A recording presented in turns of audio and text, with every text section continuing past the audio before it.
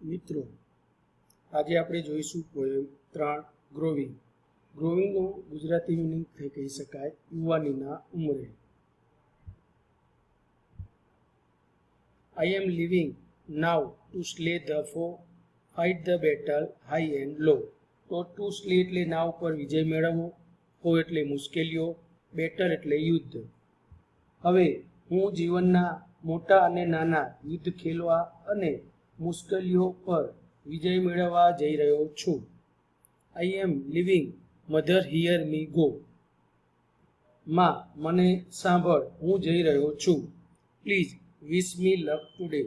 wish એટલે ઈચ્છવું, luck એટલે નસીબ. મને શુભેચ્છાઓ આપ.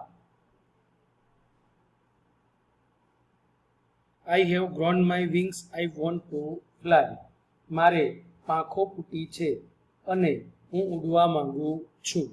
Seize my victory where they lie. Seize એટલે જકડી રાખવું, પકડી રાખવું. વિક્ટરી એટલે જીત અને લાઈ એટલે રહેલું છે. જ્યાં મારી જીત પડેલી છે, રહેલી છે, ત્યાંથી હું તેને આંચકી લઈશ, તેને જકડી રાખવા માંગુ છું. I am going mom, but please don't cry. તો ક્રાય એટલે રડવું. માં, હું જઈ રહ્યો છું, પરંતુ તું રડતી નહીં. Just let me find my way.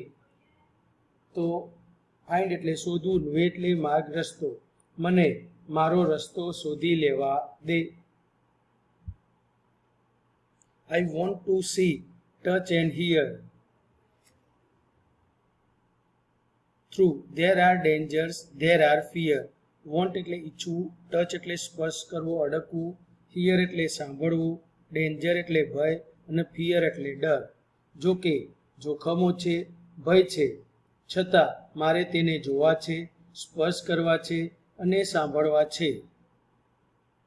I will smile my smile and dry my tears. હું મારી ખુશીઓને માણતો રહીશ અને મારા દુઃખને જાતે જ દૂર કરીશ. Please let me speak my સે. સ્પીક એટલે બોલવું, કહેવું.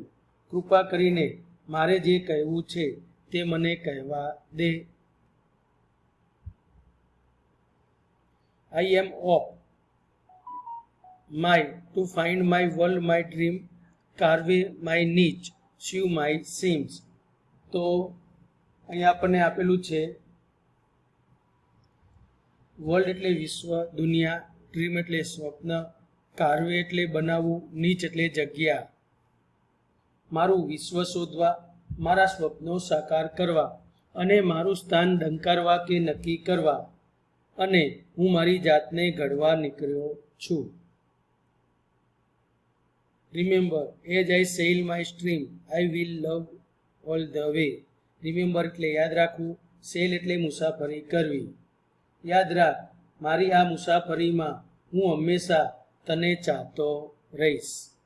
મિત્રો, આ પોએમ એ ફકરા પરથી પ્રશ્નોના જવાબમાં 16, 17, 18માં પૂછાય છે, જેના સ્પેલિંગ, સમાનાર્થી શબ્દો, ફકરા પરથી પ્રશ્નોના જવાબ જઅહીં આપેલા છે તે આપણે આપણી નોટબુકમાં લખીશું.